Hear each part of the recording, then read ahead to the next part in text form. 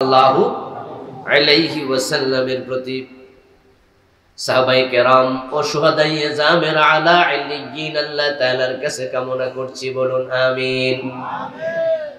ফ্যানটা তুলে দেয়া যাবে একটু? ফ্যানটা তুলে আরেকটু প্রয়োজন কাছে আনেন, গরম লাগতেছে।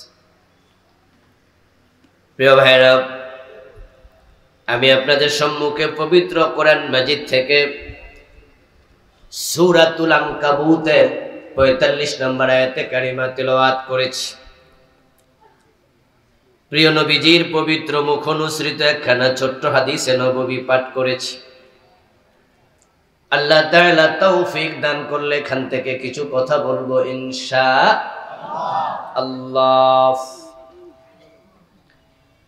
আল্লাহ তাআলা সূরাতুল আনকাবুতের ৪৫ নম্বর আয়াতে কারিমাতে বলছেন, ও তুলু, হে নবী আপনি তেলাওয়াত করুন, মা উহিয়া ইলাইকা মিনাল কিতাব, কোরআন থেকে, কিতাব থেকে যা নাজিল করা হলো, ওহী করা হলো, সেটা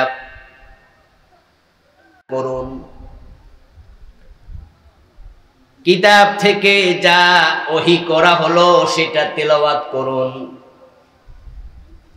তাহলে রাসূল কি প্রচার করবেন, কি পাঠ করে শোনাবেন, এ বিষয়ে আল্লাহ নিজে বলে দিলেন, যা নাজিল করা হয়েছে সেটা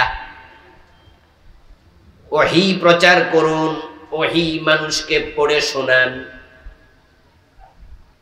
কারণ হলো এই কোরআন হলো, ওহী হলো হেদায়েতের একমাত্র গ্রন্থ।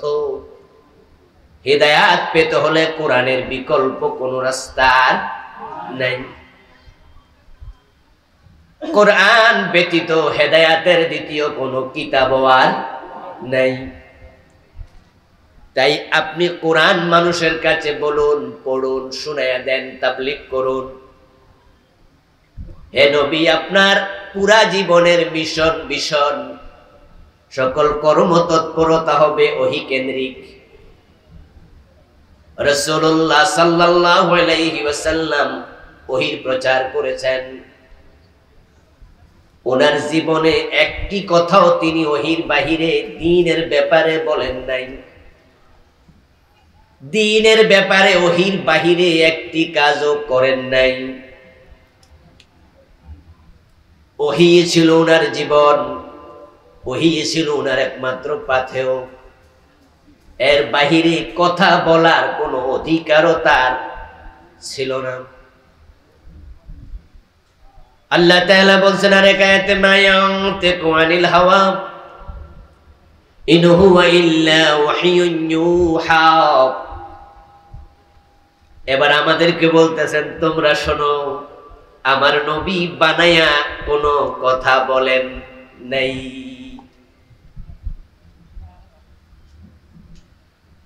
ইন হুয়া ইল্লা ওয়াহয়ুন ইউহা, তিনি যা বলেছেন সব হলো তার কাছে পাঠানো ওহী। রাসূলুল্লাহর প্রতিটা কথাই ছিল ওহী। আল্লাহর নামে তিনি নিজে বানায়া কোনো কথা চালিয়ে দেন নাই, বরং আল্লাহ তাআলা উনাকে আল্লাহর নামে কোনো কথা যদি তিনি চালায়া দিতেন তাহলে কি করতেন সেটাও কোরআনে আল্লাহ তাআলা বলেছেন। যদি আমার নবী আমার নামে নিজে বানায়া কোনো কথা চালায়া দিত, আমি নবীকেও ছাড় দিতাম না। ওয়ালাউ তাকাওয়ালা আলাইনা বা'দাল আকাবিল লাআখাযনা মিনহু বিল ইয়ামিন সুম্মা লাকাতআনা মিনহুল ওয়াতিন। আল্লাহ তাআলা বলতেছেন, যদি আমার নবী বানায়া কোনো কথা আমার নামে চালায়া দিত, আমি আল্লাহ আমার নবীকেও ডান হাত দিয়া চেপে ধরতাম এবং তার কণ্ঠনালীটা আমি ছিঁড়ে নিয়ে যেতাম। কি শক্ত কথা, কি হুমকির কথা।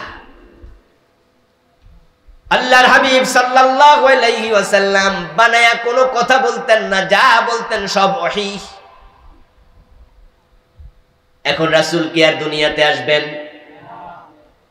কোন নবী আসার কি সম্ভাবনা আছে? এখন নবীদের রেখে যাওয়া এই কোরআনের কথা বলার দায়িত্ব আলেম ওলামাদের আছে না নাই? তাই নবী যেমন ওহীর কথা বলতেন, আলেমরা ওহীর বাহিরে কথা বলবে না, আলেমরা ওহী দিয়ে কথা বলবে।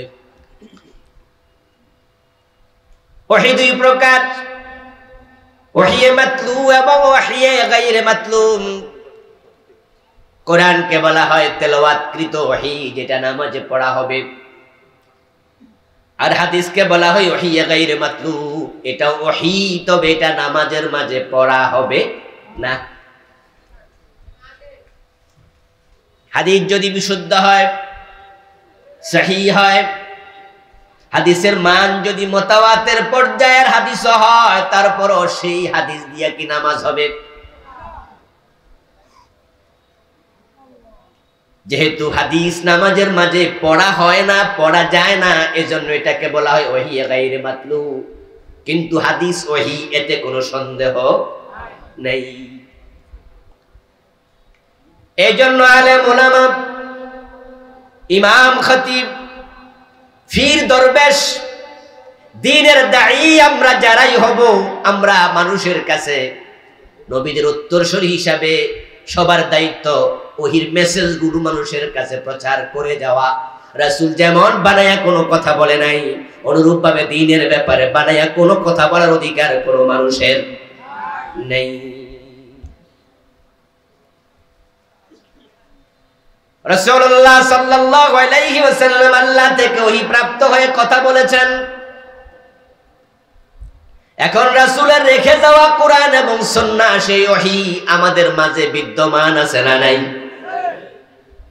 এজন্য দ্বীনের দাওয়াত দেওয়ার জন্য, ইন্তেশার করার জন্য ওহীর বাহিরে নতুন কোনো কিছুর সংযোজনের কোনো প্রয়োজনও নেই। রাসূলুল্লাহ সাল্লাল্লাহু আলাইহি ওয়াসাল্লাম আল্লাহ কর্তৃক নির্দেশিত হলেন, উতলু মা উহিয়া ইলাইকা মিনাল কিতাব, এই কিতাব থেকে আপনার কাছে যা পাঠানো হলো আপনি সেটা পড়ুন, সেটা জানায়া দেন, সেটা তাবলীগ করুন, সেটা প্রচার করুন। এবার আপনাদের কাছে একটু জানতে চাই, রাসূল দ্বীনের প্রচার করার ক্ষেত্রে পুরা কোরআন প্রচার করেছে না অর্ধেক? 4 ভাগের 3 ভাগ, 1 ভাগ গোপন রেখেছেন। তাহলে এখন আমরা যারা নবীর ওয়ারিস, আমরা দ্বীন প্রচারের ক্ষেত্রে কোরআনের সব বলবো না কিছু গোপন রাখবো? কিন্তু পরিতাপ হলো দেশের অধিকাংশ আলেম, অধিকাংশ দায়ী সুবিধা মতো ওয়াজ করে, যেগুলো বললে মামলা খাওয়া লাগে না, জেলে যাওয়া লাগে না, ওগুলো সবাই দাওয়াত দেয়, সবাই বলে। কিন্তু জিহাদের কথা বললে, ইকামতে দ্বীনের কথা বললে, অন্যায়ের বিরুদ্ধে বললে মামলা খাওয়া লাগে, জেলে যাওয়া লাগে, বিনা দোষে ফাঁসির মঞ্চেও যাওয়া লাগে। তাই অনেকেই ইসলামের অনেক অংশ এড়ায়া যায়। দাওয়াত দেওয়ার ক্ষেত্রে আমরা সাবজেক্ট চুজ করে নিয়েছি, আমরা বেছে নিয়েছি যে আমরা কোন উসুলে দাওয়াত দেব, আমরা কোন তরিকায় দাওয়াত দেব। এই জন্য আমরা কেউ 6 উসুল বানাইছি, কেউ 9 উসুল বানাইছি, কেউ 4 তরিকা বানাইছি। আমরা দেখি কোন উসুলে কোন তরিকায় দাওয়াত দিলে দাওয়াত চলবে, দ্বীনের কথাও হলো, নিজের জীবনটাও নিরাপদে থাকলো। দ্বীনের দাওয়াত দেওয়ার পরও জীবনে হুমকি নাই, মামলা নাই, বিপদ নাই, মুসিবত নাই, বরং দিন দিন হাতিয়া খাইয়া পেট মোটা হয়, এমন হুজুর আছে না নাই? কারণ তারা উসুল বানায় নিছে, কোন কোন উসুলে দাওয়াত দেবে। ও প্রিয় ভাই, রাসূলুল্লাহ সাল্লাল্লাহু আলাইহি ওয়াসাল্লাম কে আল্লাহ বললেন, বাল্লিগ মা উনজিলা ইলাইকা মির রাব্বিক, আপনার রবের পক্ষ থেকে যা নাজিল হয়েছে আপনি সবটা তাবলীগ করুন। এখন আজকে আপনারা আমার সামনে যারা আছেন, আপনারা অনেক অনেক উসুলের ভক্ত আছেন, অনেক পীরের ভক্ত, দায়ী, খতিবের ভক্ত আছেন, বক্তার ভক্ত আছেন। আপনার বিবেকের কাছে আমি প্রশ্ন রাখতে চাই, আপনার হুজুর তো নামাজের ওয়াজ আজীবন করলো, রোজার ওয়াজ করলো, হজের ওয়াজ করলো, যাকাতের ওয়াজ করলো, জিকিরের ওয়াজ করলো, পর্দার ওয়াজ করলো, একরামুল মুসলিমিনের ওয়াজ করলো। এই যে ওয়াজগুলো করলো সবগুলোর সাথে আমি একমত, কোনোটার সাথে আমি দ্বিমত করছি না, কিন্তু এক জায়গায় প্রশ্ন রেখে গেলাম, কিভাবে দেশ চালাইতে হয় নবী মুহাম্মদের জীবনে সে উসুলগুলো আছে না নাই? ওগুলোর ওয়াজ আপনার হুজুর করেছে কিনা নিজেকে প্রশ্ন করুন। আমার রাসূল সাল্লাল্লাহু আলাইহি ওয়াসাল্লাম তো শুধু মসজিদে ইমামতি করে নাই, আপনার ইমামকে দেখবেন মসজিদে যখন নামাজ পড়ে, নামাজে দাঁড়ায়া ইকামতের আগে বা পরে তিনি বলে দেয় কাতার সোজা করুন, বলেনি? দুইজনের মাঝে ফাঁকা জায়গা থাকলে আগের কাতার, কথা কয় না ভাইরা? সব আমার দিয়ে কয়বেন নাকি ভাই? কি আসার সময় কি ভাবি মানা করে দিছে কথা কইেন না? যারা বোন হেরার কইছি না, কিন্তু তোমরা কথা কয়ে লাভ কি? ইয়াংরা তো বলতে হবে, বুড়ারা চুপ করে থাকে, হুজুরও সব কয়ে শাহরুখ। আমার প্রিয় ভাই, রাসূলুল্লাহ সাল্লাল্লাহু আলাইহি ওয়াসাল্লাম বলেছেন, হ্যাঁ কাতার সোজা করো। আপনার ইমামও বলছে কাতার সোজা করো। রাসূলুল্লাহ বলেছে ফাঁকা জায়গা ফিল আপ করো। আপনার ইমামও বলেছে ফাঁকা জায়গা ফিল আপ করো। রাসূলুল্লাহ বলেছে আগের কাতার পূর্ণ করো। আপনার ইমামও বলছে আগের কাতার পূর্ণ করো। ইমামতির সময় যদি রাসূলের কথাগুলো বলা লাগে, আমার রাসূল বলেছে আমার মেয়ে ফাতেমা চুরি করলে তার হাতও কেটে দেব, ওই সুন্নাহর কথা বলা দরকার আছে না নাই? কিন্তু আপনার ইমাম তার মিম্বার থেকে ফৌজদারি আইনের ব্যাপারে কয়দিন কথা বলেছে? নামাজের কথা কোরআনে আছে, জোরে বলেন। রোজার কথা আছে, হজের কথা আছে। এবার বলুন তো, আদেশ ও আল্লাহর অর্ডার, সৃষ্টি যার, আইন চলবে শুধুই তার, এমন কথা কোরআনে আছে না নাই? আলা লাহুল খালকু ওয়াল আমর। সাবধান মুসলমান, শোনো, সৃষ্টি যার, আইন চলবে শুধু তার। ইনিল হুকমু ইল্লা লিল্লাহ। এখন সৃষ্টি কার আপনাকে আমি প্রশ্ন করে জানা দরকার নাই। আর একা আমার আল্লাহ বলে দিয়েছেন আমি স্রষ্টা, তাই আমি আল্লাহ ছাড়া কারো আইন চলতে পারে না।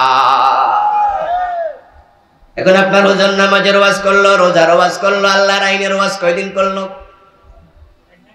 যে হুজুর করে থাকে তিনি আসল হুজুর, ঠিক কি না? তিনি প্রকৃত ওয়ারিসে নবী। আর যে আলেম মনে করবে আমি যদি সব ওয়াজ করি ইমামতি বেশি দিন টিকবে না, সব ওয়াজ করলে পিরালি বেশি দিন থাকবে না, সব ওয়াজ যদি আমি করতে যাই নিরাপদে চলতে পারবো না, তাই তিনি নিরাপদও চায়, আবার তিনি জান্নাতও চায়, একসাথে দুইটা পাওয়া যায় না। এজন্যই তো সব নবী মাইর খাওয়া লাগছে।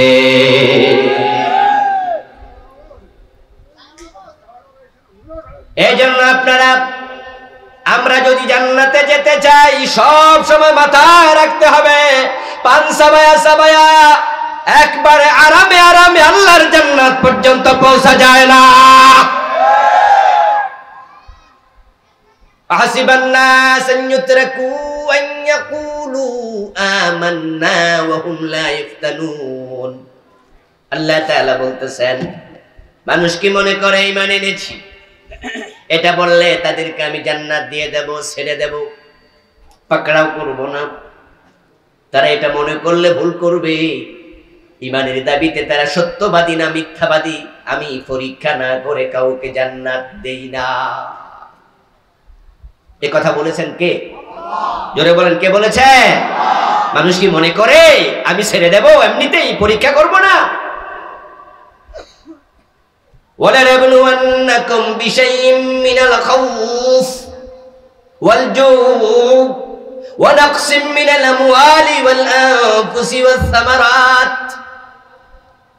আমি অবশ্যই তোমাদেরকে পরীক্ষা করব ভীতি দ্বারা, ক্ষুধার দ্বারা, জান এবং মালের ক্ষতি দ্বারা।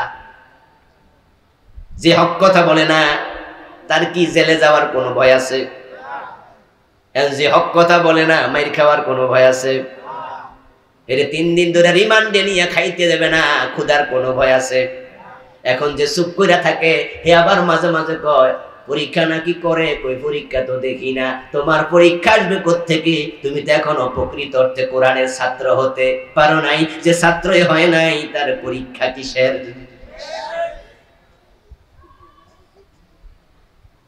আমরা আল্লাহ তাআলার কাছে বিপদ কামনা করি না, এটা জায়েজ নাই। বরং আল্লাহর নবী নিজে মুসিবত থেকে আল্লাহর কাছে ফানা চাইতেন। কিন্তু হক কথা বললে যদি বিপদ এসে যায়, বিপদকে পরোয়া করা যাবে না।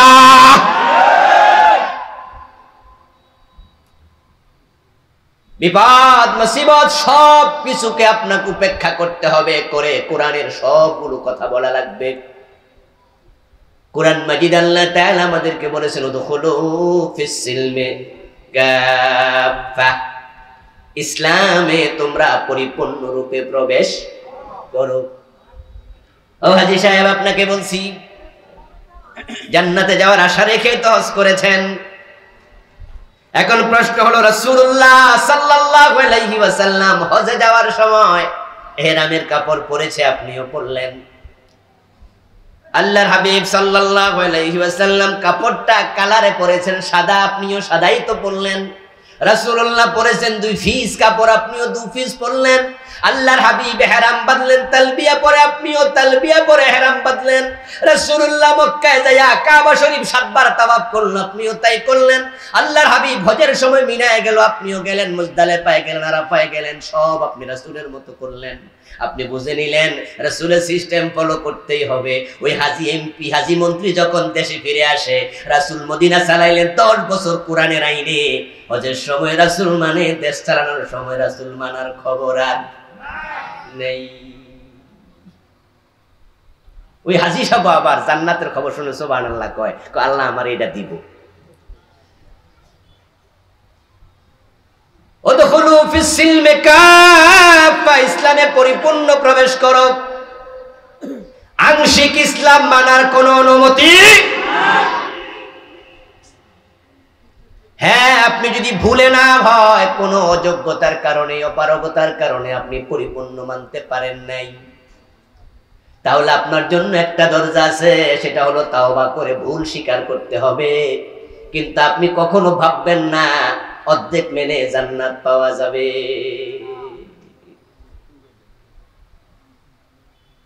রাসূলুল্লাহ সাল্লাল্লাহু আলাইহি ওয়াসাল্লামের এক সাহাবী হযরত ওমর থেকে বর্ণিত হাদিস, ওমর রাদিয়াল্লাহু তাআলা আনহু বলেন, যুদ্ধের মাঠে এক ব্যক্তি, রাসূলের সাহাবী, মারা গেল। এখন রাসূলের সামনে একজন বলতেছে, ফুলানুন উস্তুশহিদা, হে আল্লাহর নবী, অমুক শহীদ হয়ে গেছে। ক্বালা কাল্লা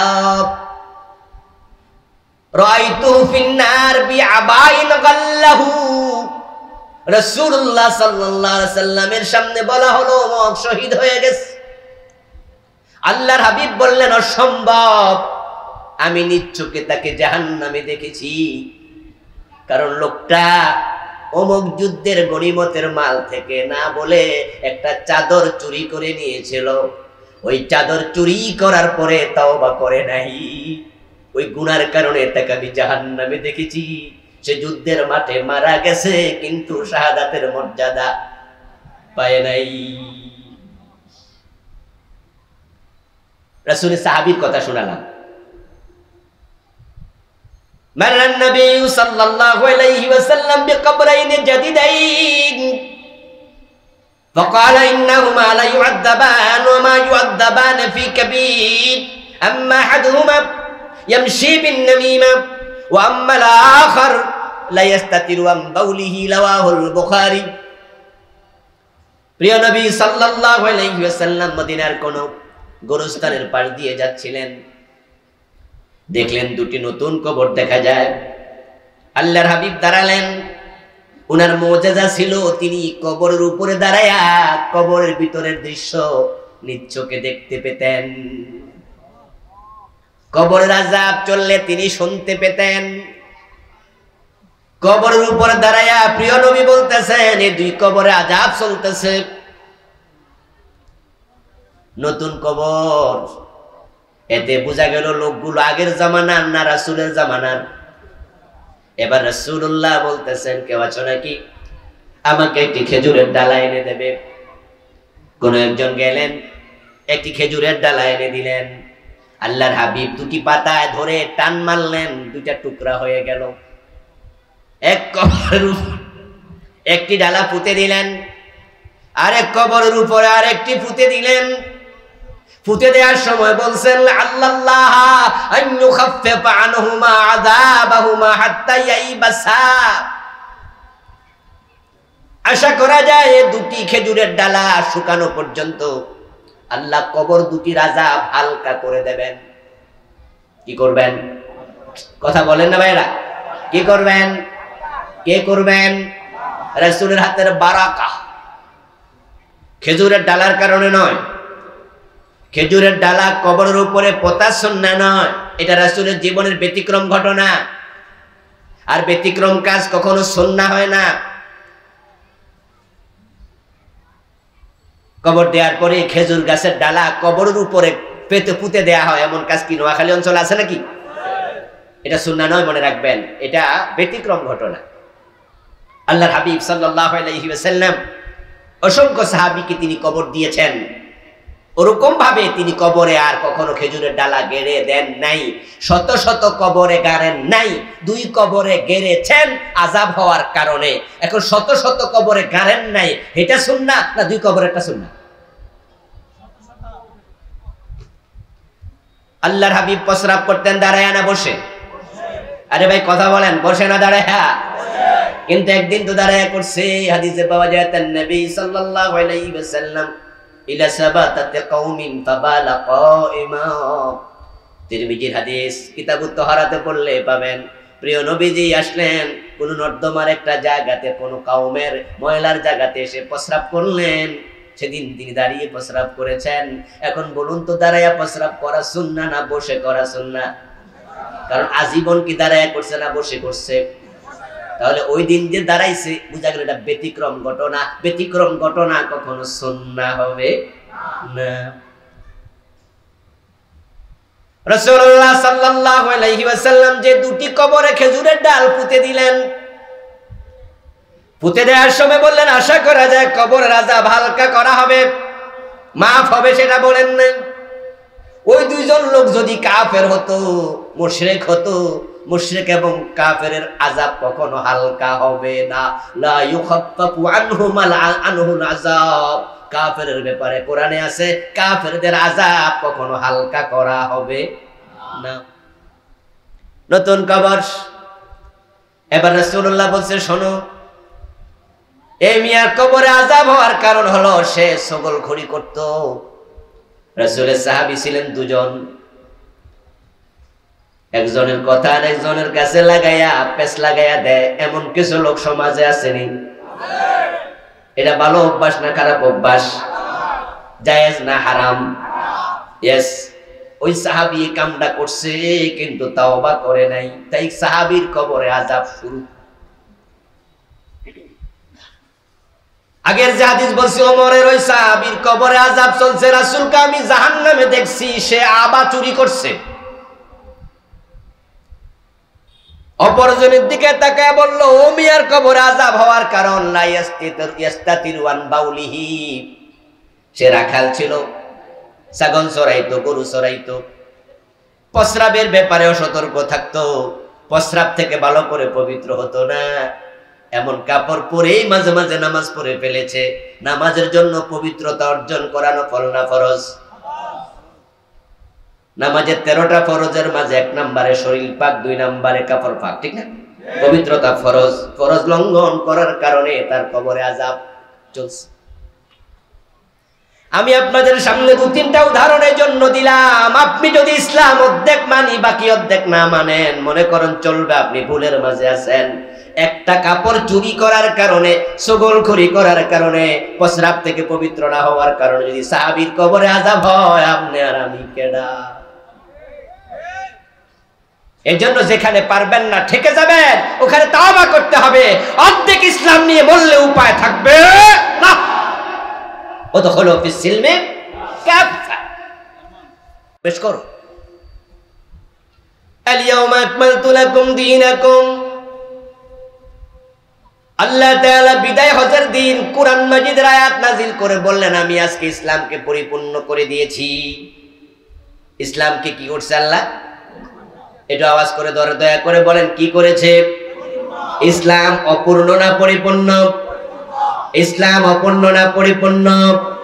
ইসলাম পরিপূর্ণতা নিয়ে কারো সন্দেহ আছে? এখন ইসলাম পরিপূর্ণ যদি হয়, আওয়াজ দিয়ে বলুন তো, ইসলামের সমাজনীতি আছে না নাই? অর্থনীতি আছে না নাই? শিক্ষানীতি আছে না নাই? যুদ্ধ নীতি আছে না নাই? বিচার নীতি আছে না নাই? শুধু রাজনীতিটা নাই। তো থাকলে হুজুর মানুষকে আমি কোনো রাজনীতি করি না, আমি কোনো দল টল করি না, এমন ইমাম সাহেব আছে না নাই?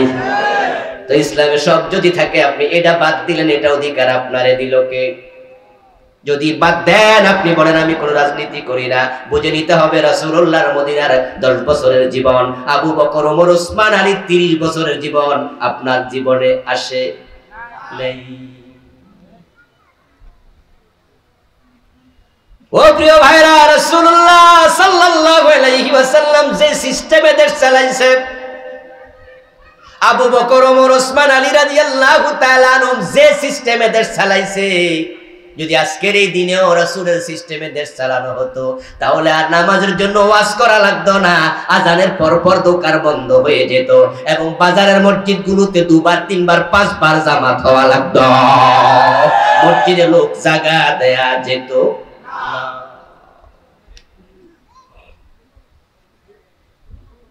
রাসূলুল্লাহ সাল্লাল্লাহু আলাইহি ওয়াসাল্লামের সিস্টেমে যদি দেশ চালানো হতো, তাহলে আমার প্রিয় ভাইরা, ঘরের দরজা খুলে ঘুমানো যেত, চুরি হওয়ার কোনো সম্ভাবনা থাকতো না।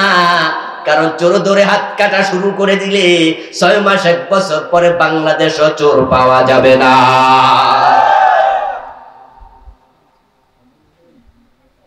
রাসূলুল্লাহ সাল্লাল্লাহু আলাইহি ওয়াসাল্লামের আদলে যদি দেশ চালানো হতো, তাহলে আজকে ইয়াবার আসক্তি হইয়া, মাদকাসক্ত হইয়া, ফেনসিডিল, হিরোইন খাইয়া যুব সমাজ ধ্বংস হতো না। 80 বেতের আইন চালু করে দাও, দেখবা 6 মাস পরে মদখোরও পাওয়া যাবে না। দেশে সুদ আছে না নাই? প্রতি বছর 2-4টা সুদী ব্যাংক নতুন নতুন করে অনুমতি পায়। সুদ খাওয়া জায়েজ না হারাম? সুদের বিরুদ্ধে ওয়াজ করে নাই এমন ইমাম কয়জন পাবেন? সুদের বিরুদ্ধে ওয়াজ করে না এমন খতিব কয়জন পাবেন? এমন বক্তা কয়জন পাবেন? এমন পীর কয়জন পাবেন? সবাই সুদের বিরুদ্ধে ওয়াজ করছে। এবার বলুন তো, সুদ কি দিন দিন কমছে না বেড়েছে? ওয়াজ করলেন, সুদ বাইরে গেল, লাভটা হইল ওয়াজ করে? হ্যাঁ বন্ধু, ওয়াজও চলবে, ওয়াজ বন্ধ করা যাবে না। ওয়াযাক্কির ফাইন্নায যিকরা তানফাউল মুমিনিন। ও নবী, আপনি ওয়াজ করুন, নসিহত করুন, যারা মুমিন তাদের জন্য আপনার নসিহত উপকারে আসবে। মাদকের বিরুদ্ধে আমরা ওয়াজ করি, করতে হবে। আপনারা যারা মদ পান করেন না, এই ওয়াজ শুনলে আপনি আরো সতর্ক হবেন। সুদের বিরুদ্ধে ওয়াজ করতে হবে। আপনারা যারা সুদ খান না, আপনারা আরো সতর্ক হবেন। কিন্তু মনে করবেন ওয়াজ দিয়ে মদ বন্ধ হবে না। যদি মনে করেন বন্ধ হবে, আপনি ভুল করছেন। ওয়াজ দিয়ে চুরি বন্ধ যদি হতো, আল্লাহ চোর ধরে হাত কাটার আইন দিত না। রাসূলুল্লাহকে বলতেন যে চোর ধরে 10 মিনিট ওয়াজ করে ছেড়ে দেন। ওনার চেয়ে অধিক নসিহত করার ক্ষমতা কার আছে? ওনার পবিত্র মুখের তাসির ওনার মতো আর কার আছে? কিন্তু আল্লাহ রাসূলকে বললেন চোর ধরে হাত কেটে দেন। ওয়াজ করে মাদক কেমনে বন্ধ হবে? মদখোররা তো ওয়াজে আসে না। যারা মদ খায় তারা ওয়াজে আসে না। যারা মদ খায় না তাদের কাছে ওয়াজ করে কি লাভ হবে? শীত আসলে কম্বল দরকার, জ্বর উঠছে যার কম্বল দরকার তার, যার জ্বর নাই হেরে কম্বল দিলে বিরক্ত হবে। এখন মাদক সেবীদের কাছে আপনি ওয়াজ করবেন, তারা তো এখানে নাই। এজন্য তাদের জন্য প্রয়োজন ওমরের মতো 80 বেতের আইন চালু করে দাও, কারণ ঠেলার নাম। তাই ইসলাম পরিপূর্ণ জীবন বিধান। উতলু মা উহিয়া ইলাইকা মিনাল কিতাব। ও নবী, আপনার কাছে কিতাব থেকে আমি যা নাজিল করেছি আপনি সবটা তেলাওয়াত করুন, সবটা প্রচার করুন।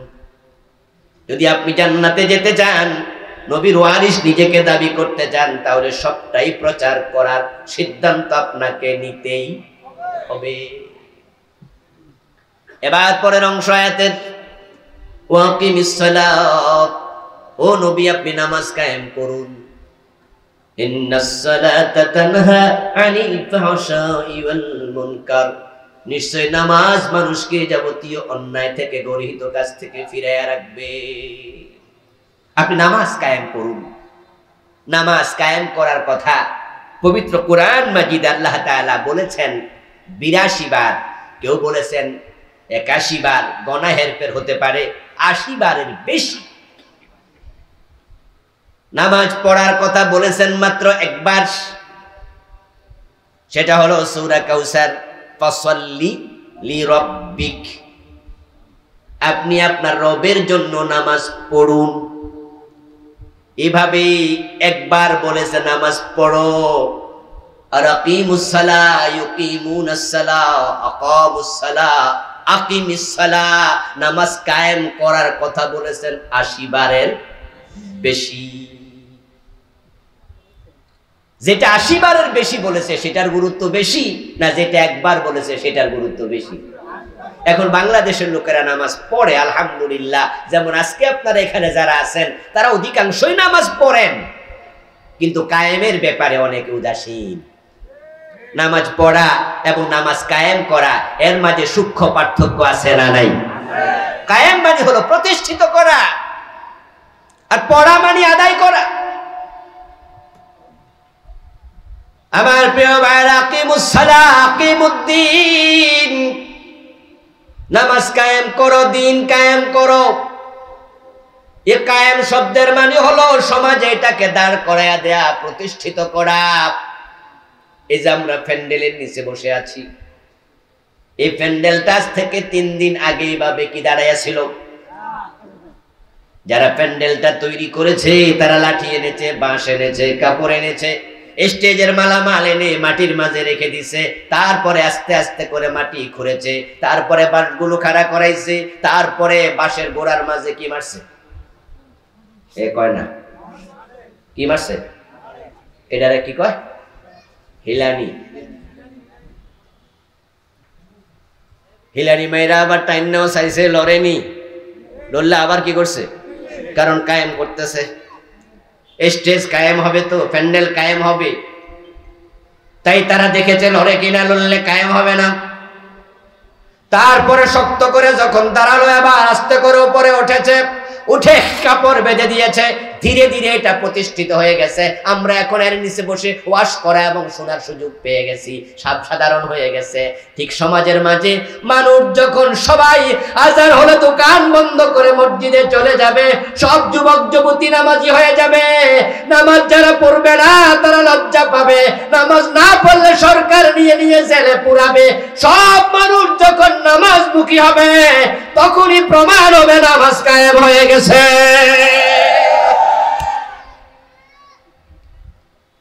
আপনারা যারা আমাদের একটু সিনিয়র আছেন, আমাদের সে বয়সে যারা একটু বড়, ৮-১০ বছরের বড়, তারাও অনেকে দেখেছেন যে আজ থেকে ৫০ বছর আগের কথা বলছি আমি, সমাজে যারা মেম্বার চেয়ারম্যান ছিল এমন লোকেরাও কিন্তু লেংটি পড়ত। লেংটি না পড়লেও গোস লেংটি দিত। হাল চাষ করার সময় একবার এটার টাইম না কোনায় না রানের সাথে মিশাইয়া তারপরে হাল চাষ করত। অথচ উনি এলাকার মেম্বার মানুষ, আর লুঙ্গি পরে বিচার করতো এমন চেয়ারম্যান তো ৩০ বছর আগেও ছিল। এখনো লুঙ্গি পরে চেয়ারম্যানই করে এমন লোক ২-৪ জন আছে না নাই? এখনো ফ্যান সব জায়গায় কায়েম হয় নাই। আমার ভাইরা লুঙ্গি পরে বিদেশ চলে যায় এমন লোক ২-৪ জন এমনও আছে। ফ্যান পরে না, সরমনের বিষয় বুঝতো ফ্যান পরেই না, এই যে রেজাউল করিম সাহেব। এরপরে আমার পরিচিত আরো কিছু লোক আছে যারা এখনো লুঙ্গি ফিরে ফিরে ভিআইপি অনুষ্ঠানে চলে যায়। লেংটি ছিল এক সময়, মানুষ লেংটি পড়ত, তারপর গোস লেংটি দিত, তারপর লুঙ্গি পড়তাম। আস্তে আস্তে করে এখন দেখেন সমাজের মাঝে ভিআইপি অনুষ্ঠানে যদি ১০০ জন যায়, তার মাঝে আপনি দেখবেন 80 জন 90 জন প্যান্ট পরা পায়জামা পরা লুঙ্গি আস্তে আস্তে চলে গেছে। হয়তো আজ থেকে 20 বছর পরে লুঙ্গি পরে কোনো অনুষ্ঠানে মানুষ আর যাবে না। একটা জিনিস যখন সমাজের সব জায়গায় চালু হয়ে যায় এটাকে বলে কায়েম করা। এখন বাংলাদেশে মসজিদের পাশে আজানের পরে বসে বসে বিড়ি খায় এমন লোক আছে না নাই? এটা নিয়ে তার মনে কোনো লজ্জা অনুশোচনাও। আজানের পরে কয়েকজন উঠে চলে গেল নামাজ পড়ার জন্য, বাকি কয়েকজন চা দোকানে বসে। আজানের পরে মসজিদের পাশে টেলিভিশনে নাটক চলে, আজানের পরে মসজিদে টেলিভিশনে সিনেমা চলে। 10 জন ছিল 5 জন চলে গেছে, 5 জন বসে বসে নাটক সিনেমা দেখছে, চা খাইছে, বিড়ি খাইছে। এই যে 5 জন বসে আছে তাদের মাঝে কোনো লজ্জার ভাব নাই। 5 জন নামাজ পড়ে আসছে, এসে আবার চা দোকানে তাদের সাথে বসে গল্প করছে। এই 5 জন যে নামাজে যায় নাই এ নিয়ে তাদের কোনো অভিযোগও নাই। এর মানে নামাজ এখনো কায়েম হয় নাই। এখন আল্লাহ তাআলা কোরআন মাজিদে যে 82 বার কইলো নামাজ কায়েম করো, নামাজটা কি নিজে নিজে কায়েম হবে নাকি আমাদের চেষ্টা করা লাগবে? তাকিমুস সালাত, নামাজ কায়েম করো, অর্ডার তো আল্লাহ জিনেরে দেয় নাই, দেয় নাই আল্লাহ ফেরেশতাদেরকে, দিয়েছে তার খলিফা মানুষদের। সমাজের মানুষরা যদি নামাজি হয় তাহলে জাহান্নামী হয়ে যাবে তারা। নামাজ জান্নাতের চাবি। বাবা নামাজি, নিজের যুবক ছেলে বেনামাজি, এমন লোক আছে কিনা? পরিবারে 5 জন সদস্য, আজকে মাগরিব পড়েছে 2 জন 3 জন পড়ে নাই, 3 জন পড়েছে 2 জন পড়ে নাই, একজন ফজরের নামাজি পড়ে না, ঘুমায়া ঘুমায়া কাটায়। বাবা নামাজে চলে গেছে, নিজের যুবক ছেলে যুবতী মেয়ে শুয়ে আছে, বাবা তাদেরকেও নামাজ পড়ায় নাই, এমন নামাজি বাবাও আছে না নাই? এর মানে সে নামাজ পড়লো, কায়েমের ব্যাপারে তার কোনো খবর নেই। অথচ আল্লাহ তাআলা কোরআন মাজিদে বলেন ওয়া'মুর আহলাকা বিস-সালাতি ওয়াসতাবির আলাইহা। ও নবী, নামাজ শুধু নিজে পড়লে হবে না, নামাজ আপনি নিজে পড়ুন এবং পরিবারের লোকদেরকে নামাজ পড়তে অর্ডার করুন, আদেশ করুন। আলা কুল্লুকুম রাঈন ওয়া কুল্লুকুম মাসউলুন আন রাইয়াতিহি। তোমরা সবাই দায়িত্বশীল, অধীনস্থর ব্যাপারে আল্লাহর কাছে তোমাদের জবাব দিতে হবে। হাসরের ময়দানে সে নামাজি বাবা ধরা খেয়ে যাবে, সন্তানের মামলার আসামি হয়ে।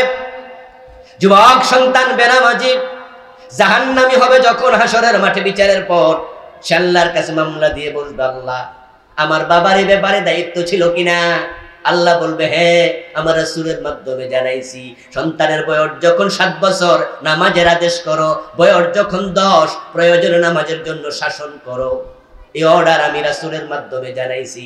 যুবক বলবে, আমার বাবারে ডাকো, পায়ের তলায় রেখে জাহান্নামে যাব না, জাআলহুমা তাহতা আকদামিনা লিয়াকুনা মিনাল আসফালিন। আমার বাবা দায়িত্ব পালন করে নাই, যদি আমারে নামাজি বানাইতো আমি আজকে জাহান্নামী হওয়ার কথা ছিল। ফারুক আযম ওমর রাদিয়াল্লাহু তাআলা আনহু, উনার কাছে উনি যখন খলিফা, এক ব্যক্তি মামলা দায়ের করলেন, আমার ছেলে আমার কথা শুনে না। হযরত ওমর রাগী মানুষ, বললেন কালকে অমুক সময় ছেলেকে সহ হাজির হবে আমার আদালতে, আমার এজলাসে আসবে। পরের দিন ছেলেকে নিয়ে ওমরের সামনে হাজির। হযরত ওমর ছেলেকে প্রশ্ন করলেন, বাবু বাবার কথা কেন শোনো না? হাতের মাঝে একটা লাঠি, ওমরের হাতে লাঠি। ছেলেকে প্রশ্ন করছে, বাবার কথা কেন শোনো না? বাবা বিচার দিল অভিযোগ সত্য কিনা। ছেলে বলল, হুজুর আমার বাবার কথা সত্য, কিন্তু আমি যে কেন শুনি না আমিও জানি না। আমি তো শুনতে চাই, মনকে মানাতে পারি না, সিদ্ধান্ত নেই কাল থেকে ভালো হয়ে যাব, কিন্তু কিছুক্ষণ পরে সিদ্ধান্ত চেঞ্জ।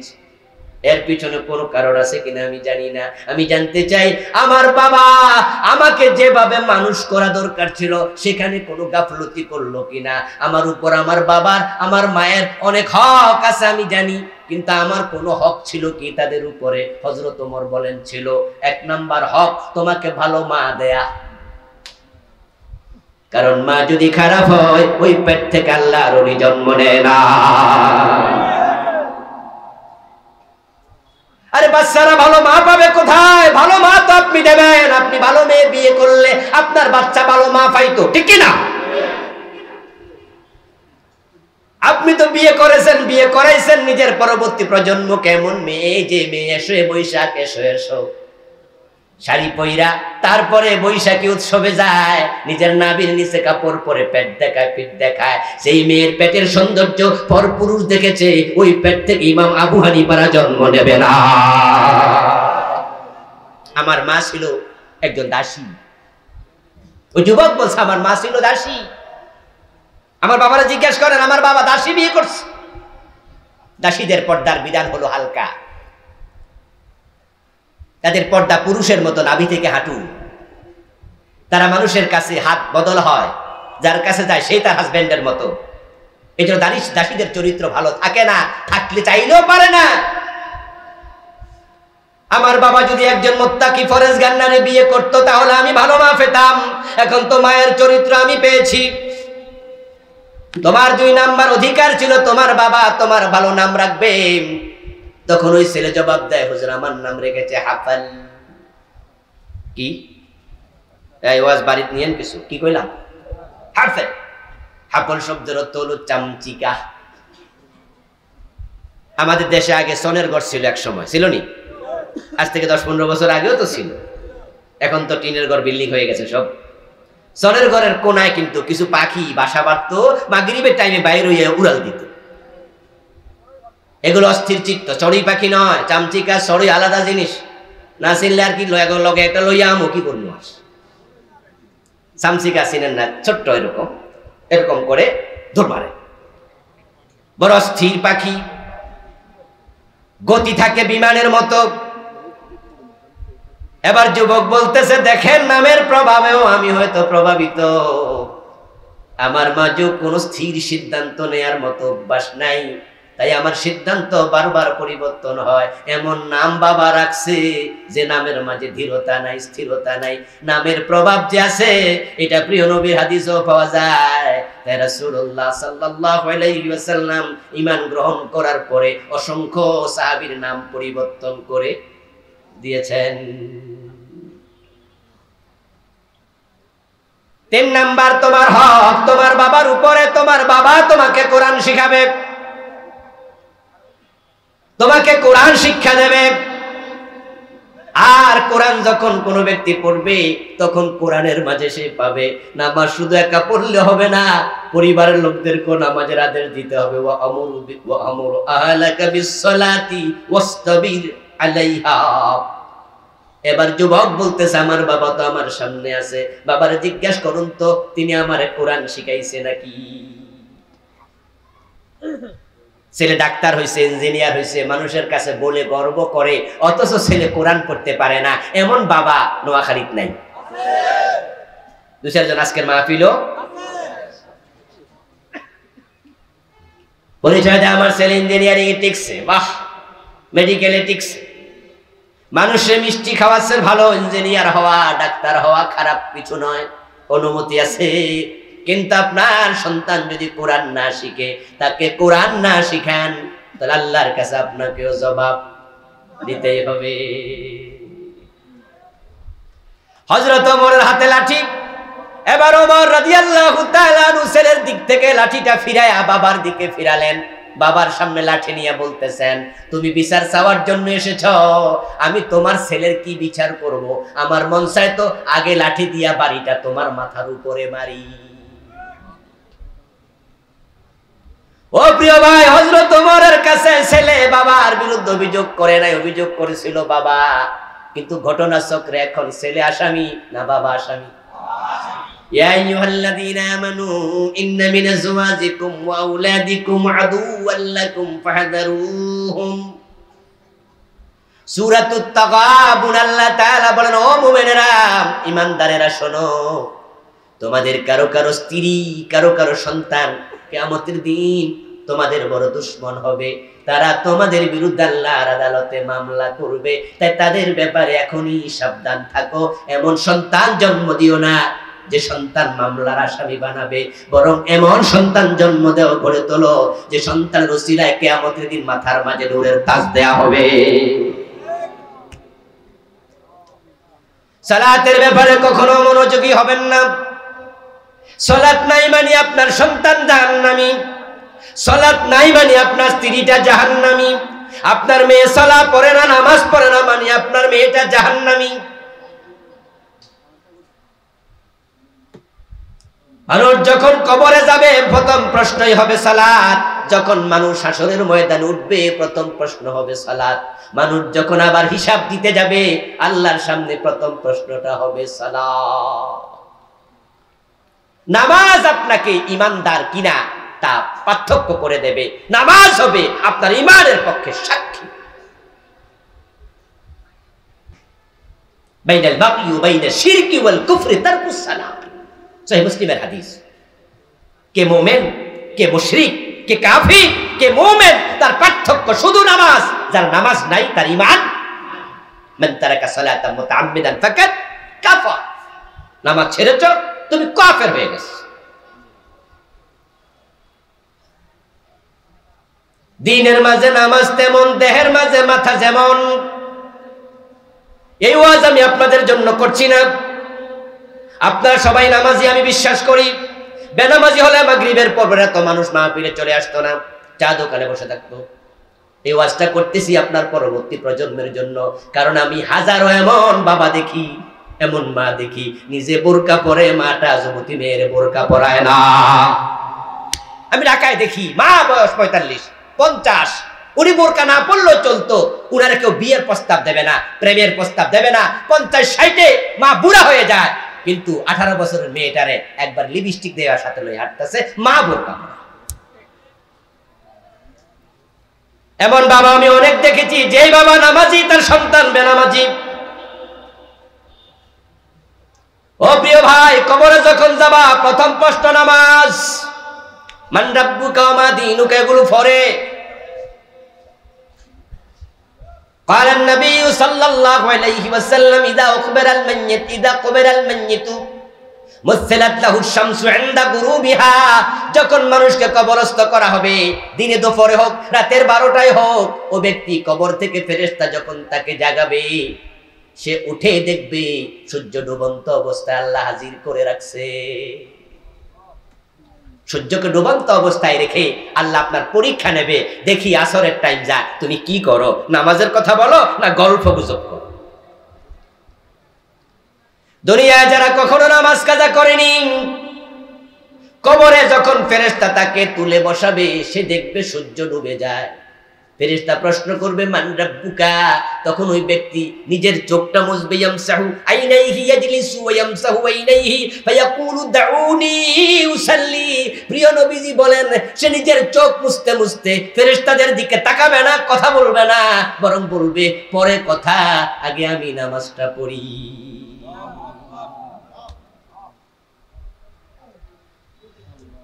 ও প্রিয় ভাইরা, তারপর যখন আল্লাহ তাআলা কিয়ামতের দিন হিসাব নেওয়ার জন্য প্রকাশিত হবেন, বিশ্বনবী সুপারিশ করবে শাফাআতে কুবরা। লম্বা সময় কথা বলতে পারবো না, হয়তো আর 5-7 মিনিট। 50,000 বছর কিয়ামতের মাঠে মানুষ দাঁড়ায়া থাকবে, কষ্ট স্থির হয়ে যাবে। নবী মুহাম্মদ সাল্লাল্লাহু আলাইহি সাল্লাম আল্লাহর কাছে বলবে, আল্লাহ আপনি সুপারিশটা শুরু করে দেন। মানুষ কষ্টে অস্থির। আল্লাহ তাআলা রাসূলের সুপারিশ শোনার পরে তিনি প্রকাশিত হবেন। সহিহ বুখারীতে এসেছে, কালান নবী সাল্লাল্লাহু আলাইহি ওয়াসাল্লাম ইয়াকশিফু রাব্বুনা আন সাকিহি ফায়াসজুদু লাহু কুল্লু মুমিন ওয়া মুমিনা ওয়া ইয়াবকা মান কানা ইয়াসজুদু ফিদ দুনিয়া রিয়াআন ওয়া সুমআহ ফায়াযহাবু লিয়াসজুদা ফায়াউদু যহরুহু তাবাকান ওয়াহিদা। আল্লাহ প্রকাশিত হবেন, মানুষ আল্লাহ তাআলার কদম দেখবে। কদম দেখার সাথে সাথে দুনিয়া যত নামাজি মানুষ তারা সিজদায় পড়ে যাবে। আর যারা বেনামাজি, যারা মানুষ দেখানো নামাজি, ওই মানুষগুলো যখন দেখবে সবাই সিজদায় চলে গেছে, তখন তারাও চাইবে আমি একটা সিজদা দিই। কিন্তু তাদের মেরুদণ্ডের হাড্ডি কাঠের মতো সোজা হয়ে থাকবে, সিজদা দিতে পারবে না। প্রমাণ হয়ে যাবে তোদের উপায় নাই। ইবনে মাজাতে এসেছে, রাসূলুল্লাহ বলেন ফায়াসজুদুনা লাহু তাবিলা, তারা আল্লাহ তাআলাকে লম্বা সিজদা দেবে। হাসরের মাঠে সিজদায় পড়লো, হায়রে 50 বছর 60 70 80 বছর আল্লাহরে সিজদা দিছি একবারও দেখি নাই, আর আল্লাহ সেখানে সামনে হাজির, তাই তারা সিজদায় পড়ে আর উঠতে চাইবে না।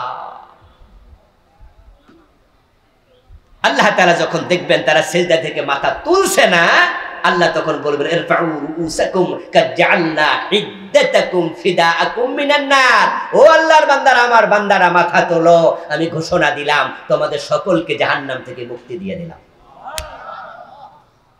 এই নামাজ না পড়লে জাহান্নামের যে জায়গায় তোমাদেরকে ফেলতাম ওই জায়গাগুলো তো অন্যকে ফেলে দেব, তোমাদেরকে ছেড়ে দিলাম, মাথা তোলো। সুবহানাল্লাহ পড়েন, নামাজি হও, নামাজি হও। أول ما يحاسب به العبد يوم القيامة من عمله صلاته। আবার যখন আল্লাহর সামনে হাজির হবে, গর্দান থেকে আমলনামা বের করে আল্লাহ হাতে ধরায়া দেবে, হাতে দিয়েই আল্লাহ প্রথমে বলবেন আগে নামাজের হিসাবটা দেও দেখি। তাহলে বোঝা গেল যার নামাজ নাই সে কখনো নাজাত পাবে না। এখন নামাজ আপনি কেন পড়বেন? কেন পড়বেন? কারণ হচ্ছে নামাজ সকল অন্যায় থেকে ফিরিয়ে রাখবে। অন্যায় থেকে বেঁচে না থাকলে জান্নাত পাওয়া যায় না। নামাজ আপনাকে অন্যায় থেকে ফিরাবে। আল্লাহর ঘোষণা ইন্নাস সালাতা তানহা, নিশ্চয়ই নামাজ বিরত রাখবে আনিল ফাহশাই ওয়াল মুনকার, অপরাধ থেকে, গর্হিত কাজ থেকে। আল্লাহ ধীরতার সাথে বলে নামাজ পড়লে অন্যায় করবে না, কিন্তু পরিতাপের সাথে সমাজে আমরা লক্ষ্য করে দেখি এমন কিছু নামাজিও আছে যারা নামাজও পড়ে সুদও খায়। আছে কিনা? নামাজ পড়ে ঘোষ খায় এমন অফিসার আছে না নাই? নামাজ পড়ে পরের জমি দখল করে, নামাজ পড়ে ওজনে কম দেয়, নামাজ পড়ে মালে ভেজাল দেয়, নামাজ পড়ে মানুষ ঠকায়, নামাজ পড়ে নিজের বোনের হক দেয় না, এমন জালেম ভাইও আছে না নাই? তার নামাজ তাকে অন্যায় থেকে ফিরাতে পারলো না কেন? নামাজ কেন আজ ব্যর্থ হচ্ছে? একজন নামাজি, আরে ভাই অকস্মাৎ কদাচিৎ নামাজি অন্যায় করতে পারে, ভুল করতে পারে। আমরা যারা 5 ওয়াক্ত নামাজ পড়ি আলহামদুলিল্লাহ, আমরা একবারে নিষ্পাপ ফেরেশতার মতো আমরা মাসুম হয়ে যাব, এটা কি সম্ভব? নবী ছাড়া কেউ মাসুম আছে? আমরাও গুনাহ করে ফেলতে পারি, এটা হলো এক কথা। আর একটা হলো নামাজও পড়ে কন্টিনিউ গুনাহ করে, এটা ভিন্ন কথা। আপনারা যারা আমার কথা শুনছেন, এই ভিডিওর মাধ্যমে যাদের কাছে চলে যাবে মেসেজ, প্রিয় ভাইটি আপনাকে বলছি, কন্টিনিউ যে ব্যক্তি কবিরা গুনাহ করে ও ব্যক্তির নামাজ নয়। একজন নামাজি কখনো কন্টিনিউ কবিরা গুনাহ করতে পারে না। কদাচিৎ হয়ে যেতে পারে কবিরা গুনাহ, তওবা করে ফেলবেন। কিন্তু আমরা এমন নামাজি অনেক দেখি। আরে ভাই নামাজ শুধু পড়ে না, তাবলীগে সিল্লা দিতে চলে গেছে সোনালী ব্যাংকে টাকা রাখা, পীর সাহেব হুজুরের খেদমত করতেছে, পীর সাহেবের গাড়ি লইয়া হাঁটে, তামাম দুনিয়া সফর করতেছে, তামাম দেশ সফর করতেছে, আর বলে আমি মূর্খ মানুষ, আমি তো হুজুরের মতো দিনের দাওয়াত দিতে পারি না, হুজুর দাওয়াত দেখ, আমি হুজুরের খেদমত করি, আল্লাহ যদি এক ওসিলা আমারে ছেড়ে দেয়, আমি হুজুরের খেদমত করছি, ভালো, খুব ভালো। চাচা আপনার সংসার চলে কেমনে? আল্লাহই চালায়। আরে আল্লাহ তো চালায় বুঝি, কেমনে চালায়? কয় যে রিটায়ারমেন্টে গিয়া 30 লাখ পাইছিলাম তো জনতা ব্যাংকে রাখছি, মাসে মাসে কিছু পাই, এর ওসিলা আল্লাহ চালায়। উনি সুদের উপরে টাকা লাগাইয়া ওনার আল্লাহ চালাচ্ছে, উনি দ্বীনের খেদমতে আছে। ও প্রিয় ভাইটি, নামাজ আছে, রোজা আছে, মাথায় টুপি আছে, সারাদিন ওজনে কম দেয় এমন ব্যবসায়ী আছে না নাই? ওয়াইলুল লিল মুতাফফিফিন। ব্যবসায়ী ওজনে কম দিচ্ছ, তোমার জন্য ওয়াইল দোজখ, জান্নাত নয়। আমার ভাইরা, নামাজ কেন ব্যর্থ হলো? এর কারণ খুঁজলে আমরা যা পাই তার মাঝে 1 নাম্বার কারণ, 2 নাম্বার কারণ, দুটি বলে শেষ করে দেব আজকে। প্রথম কারণ হলো নামাজের 13টা ফরজ আছে, 14টা ওয়াজিব আছে। মাসআলা হলো যদি কেউ একটা ফরজ ছেড়ে দেয় তার নামাজটা আছে না গেছে? ফরজ ছাইটা গেলে, ছুটা গেলে, ফরজ ছাইরা দিলে, সুজদা দিলে তো চলবে, ঠিক না? মাশাআল্লাহ, ওয়াজ দে ভালোই যায়। একজনও হ্যাঁ বলেনি। হ্যাঁ, ফরজ ছুটে গেলে সুজদা কুলাবে না। সুজদার মাসালা হলো ওয়াজিব ছুটে গেলে।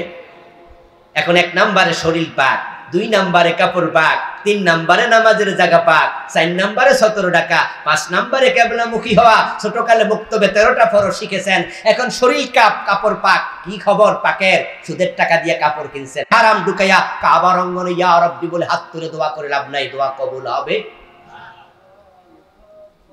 من اشترى ثوبا ب10 دراهم فيه درهم حرام لم يقبل الله له صلاته ما دام عليه। 10 দিরহাম দিয়ে কাপড় কিনেছো, 9 দিরহাম হালাল, 1 দিরহাম হারাম। প্রিয় নবী বলে গেছেন, তোমার ওই কাপড় পরে 1000 রাকাত নামাজ পড়ো, 1 রাকাতও কবুল হবে।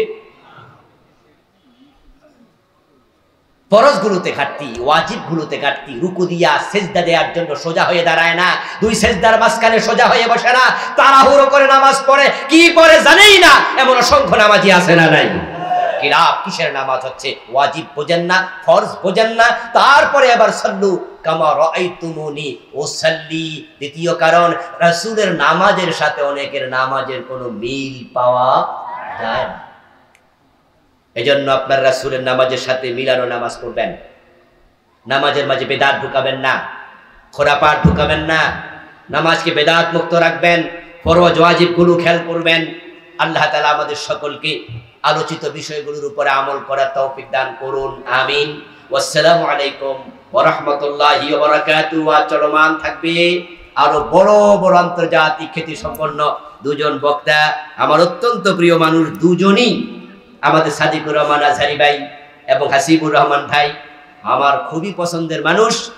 ওনারা ইনশাআল্লাহ ওয়াজ করবেন, আপনারা নামাজ পড়ে আবার চলে আসবেন। আল্লাহ হাফেজ। আসসালামু আলাইকুম ওয়া রাহমাতুল্লাহ। সুবহানাকাল্লাহুম্মা ওয়া বিহামদিক আশহাদু আল লা ইলাহা ইল্লা আনতা আস্তাগফিরুকা ওয়া আতুবু ইলাইক। শুকরান লিল্লাহ। মহান মালিক আল্লাহ তাআলা মুহতারামের হায়াতকে